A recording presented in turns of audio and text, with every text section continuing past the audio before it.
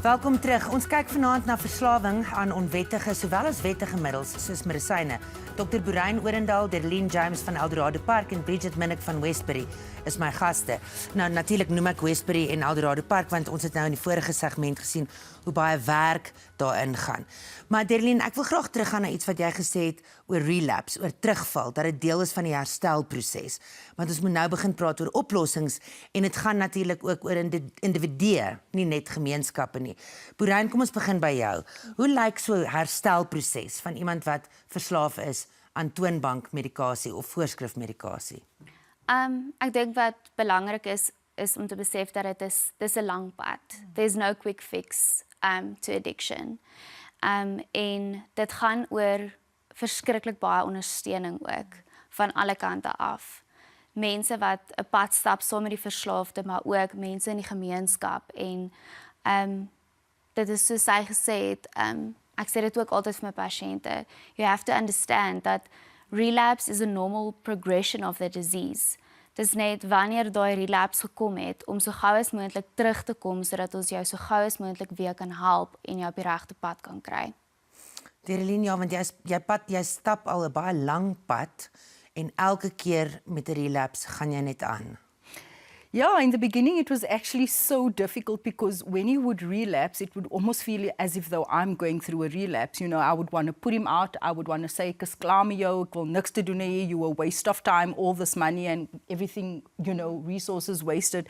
But it's such a breath of fresh air just listening to you and finally having someone understand that addiction, relapse is part of recovery. And for me, it was in the beginning, you know, he would relapse and stay in that relapse for 6 months. And as we journeyed on, I realized that the relapses became shorter and shorter because he would come home and I would confront him and I would say to him, "I can see you fell off the bandwagon again." And we would actually discuss it and discuss what happened, you know, what were the triggers and sort of put the tools in place to prevent it from happening again. So every time a relapse happened, we would put the tools in place in order for it not to happen again. And that's just the way you become strong. It's like any other disease, like cancer. It goes into remission, it comes back, you know, you see what went wrong, you're back on the road to recovery. It's like any other disease.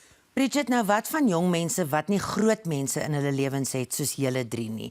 Vertel my van jou gemeenskapsorganisasie Meshup, want ek bedoel julle speel 'n baie groot rol, maar nie alle jong mense het hierdie rolmodelle nie. Ja, dis reg. Ons sentrum, ons werk met skills development programme. So wat ons sê, ons replace die guns en die drugs met skills development programme. Ons doen die computer training, die A+ coding, welding en ons het nou 'n nuwe program, die motorcycle licenses. So wat ons doen, ons gee dit uit vir die jong manne. En ons sê, kom jeug, die is wat die verandering is. Soos Derlene gesê het, dis nie net slegte dinge wat aangaan in ons gemeenskap nie, dis baie goeie dinge wat in ons gemeenskap gaan. Ons word geroep, Westbury Place of Dreams. And we want to go back to that word. Westbury Place of Dreams. Want as jy die woorde hoor of jy sê dit, en dan gaan ons terug daarna. Daarom sê ons, as jy kom in ons stelsel, ons gee vir jou daai en sê, want ek werk altyd op die positiewe van enige persoon. Al as jy hoe bedwelm en jy stap in my kantoor, dan sê ek vir myself, wat is goed in hierdie kind? Ja. Want in die kind en in die persoon is 'n hart.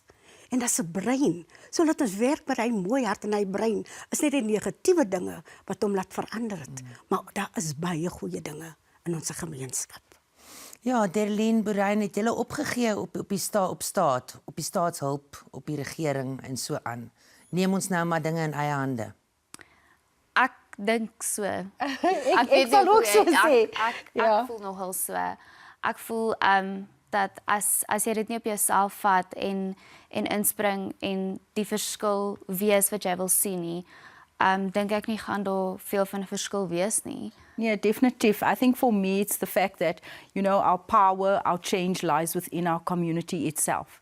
And I think God allowed these things to happen to the best of us so that we can take our trials and our tribulations and our struggles and we can give back to everyone else. And we can now empower everyone else. So the change lies within the community itself. Government has failed us hopelessly. That's no secret. We know it. We see it currently with what's happening in our country. So for me, it is to encourage communities to take charge and to take back their streets.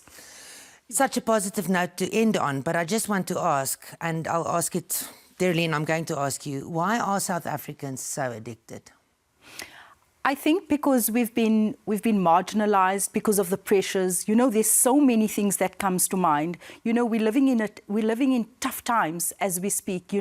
There's a high unemployment rate. There's so much pressure. You have child-headed households, and I think everyone just wants to be spaced out and not really deal with the reality of their hardships right now. Everyone just wants to be, not really, because there's not much hope in our country. There's very little for us to grab on now, that would give us the reassurance that everything's going to be okay. I think that's one of the reasons. I'm not saying it is, but just if I look at the playing fields right now, it's a sad situation. Boeryn selfs onder pasiënte wat jy sien, wat natuurlik baie geld het of so dalk. Ja, en tog die verhouding wat daar is tussen geestestoestande, mental illness en verslawing.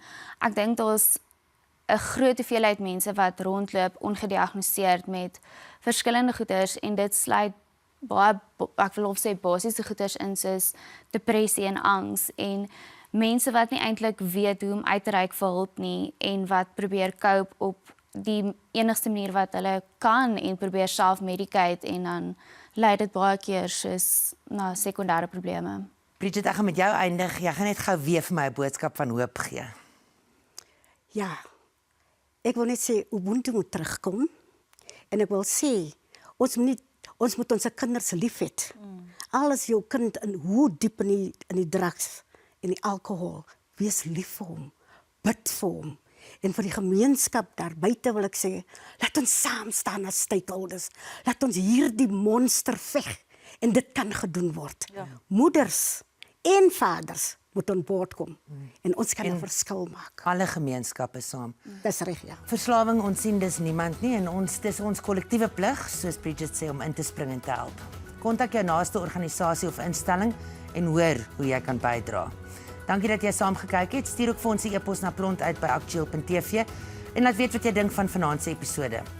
Op 'n heel ander noot, volgende week kyk ons na orrels, pyporrels, digitale orrels en meganiese orrels. En jy sal verbaas wees om te sien dat daar vandag nog pyporrels in Suid-Afrika gebou word. Tot dan, mooi bly.